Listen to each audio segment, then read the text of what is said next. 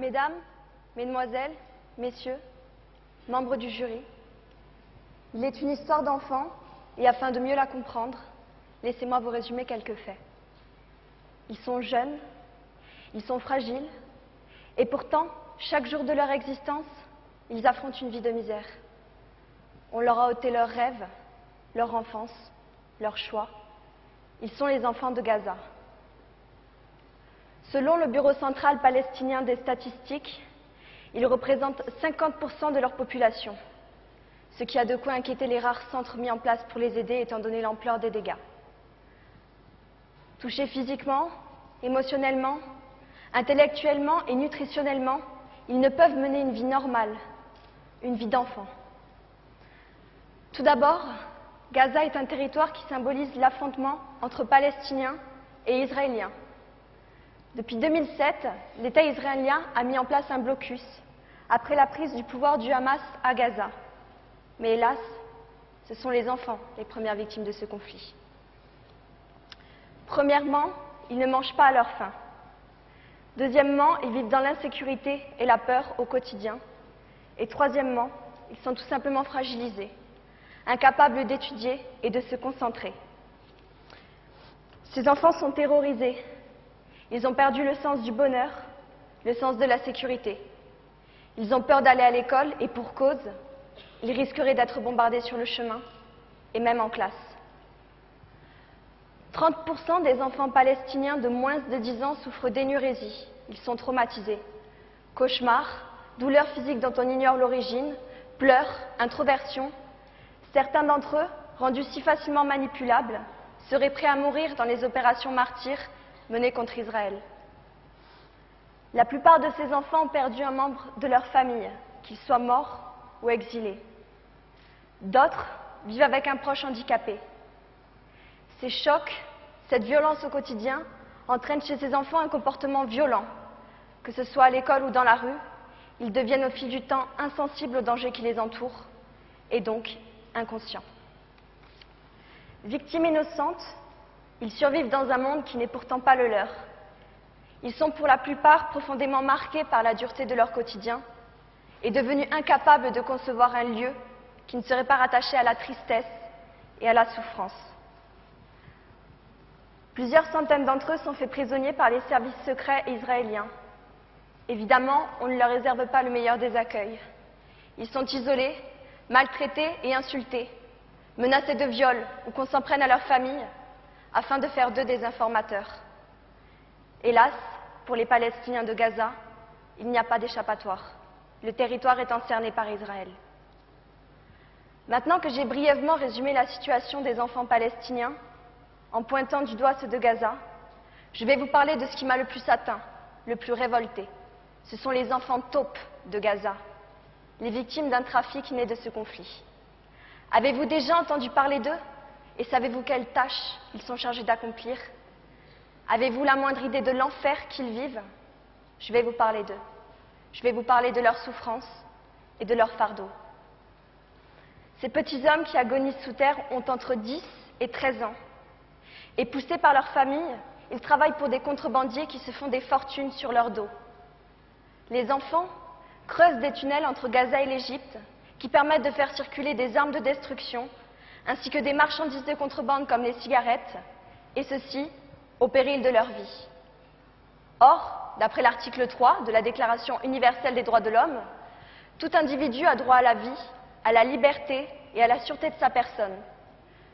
Je ne pense pas que laisser un enfant évacuer des tonnes de terre à longueur de journée, à étouffer sous le sol au milieu de fils électriques et autres installations douteuses qui pourraient lui coûter la vie, tout comme le fait qu'il tienne entre ses mains une arme de guerre, soit un travail qui assure la sécurité et la liberté de cet enfant. Je ne pense pas que ce soit la vie dont il rêve.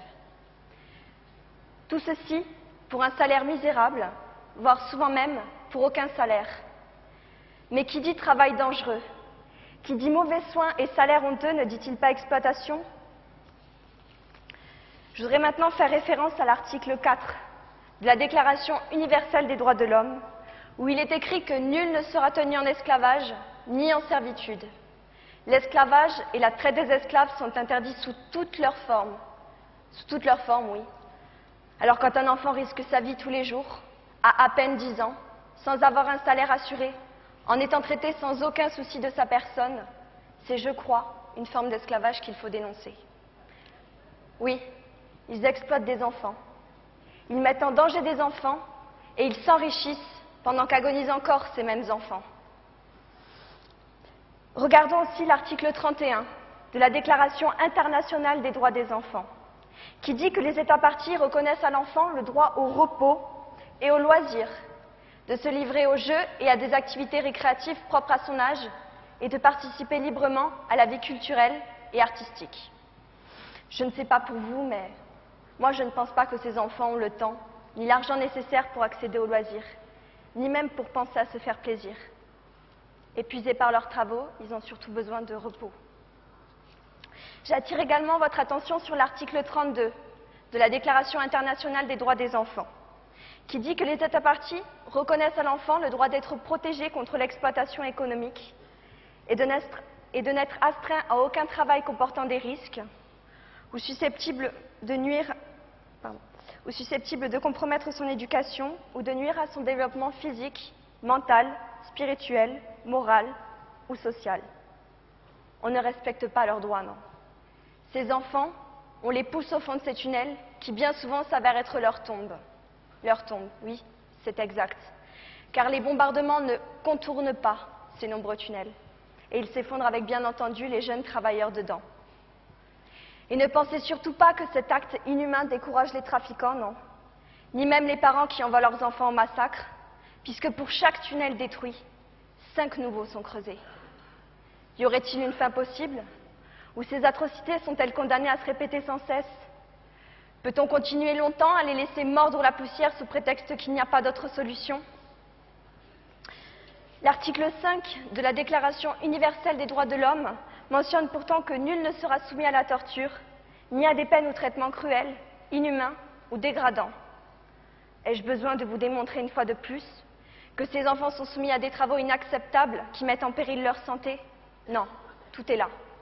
Aucun grand n'aurait le courage de faire ce travail ignoble qu'il exige d'un enfant. Aucun adulte ne se rabaisserait à la tâche de faire cela, et pour cause, il vaut mieux avoir des martyrs que d'être celui des autres. Ces enfants, on les exploite puisque personne d'autre là-bas, pour nier ensuite leur existence. Et oui, la nier, c'est exact. Sans doute ont-ils conscience que des traitements si honteux seraient trop durs à assumer. Alors la presse est censurée, leurs droits sont oubliés, et on ne leur laisse rien.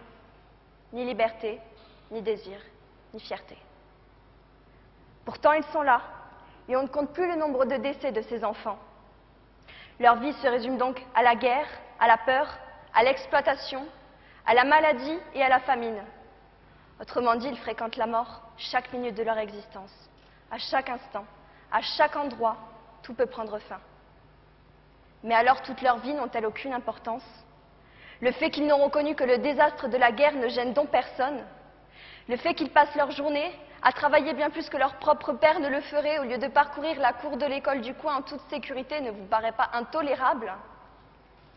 Je tiens à rappeler l'article 26 de la Déclaration universelle des droits de l'homme, qui dit que toute personne a droit à l'éducation. L'éducation doit être gratuite, au moins en ce qui concerne l'enseignement élémentaire et fondamental. L'enseignement élémentaire est obligatoire. La place de ces enfants, elle est donc à l'école, un endroit où on leur offrirait une éducation, où on leur donnerait les moyens de mener une vie avec une issue différente que celle qu'ont choisie leurs aînés, une vie digne. Voilà, je viens de vous parler des enfants de Gaza, ces enfants à qui on a violé tous les droits. Mais à travers eux, entendez la voix de tous les enfants victimes de la guerre, victimes du travail forcé. Écoutez les cris des enfants taupes de Colombie qui se glissent dans les galeries des mines. Luttons ensemble pour que tous ces enfants sortent du fond de l'oubli.